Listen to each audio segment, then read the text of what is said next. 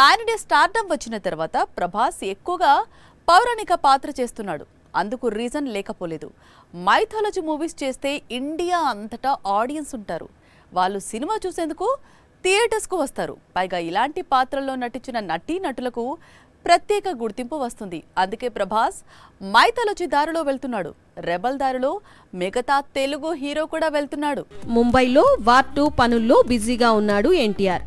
కానీ తన చేతిలో కనిపించిన కార్తికేయుడికి సంబంధించిన బుక్ ఇప్పుడు అతని నెక్స్ట్ మూవీని కన్ఫర్మ్ చేస్తున్నాయి. తెలుగు ప్రేక్షకులు ఎప్పుడెప్పుడా అని ఎదురు చూస్తోన్న ఎన్టీఆర్ నుంచి పౌరాణిక చిత్రం అతి త్వరలో సెట్స్ పైకి వెళ్లనుంది. ఎన్టీఆర్ నటించే మైథాలజీ ప్రాజెక్టుకు త్రివిక్రమ్ దర్శకత్వం వహించబోతున్నాడు. ఇక రామ్ చరణ్ కూడా ఒక పౌరాణిక చిత్రం చేస్తాడని చాలా రోజులుగా ప్రచారం సాగుతోంది.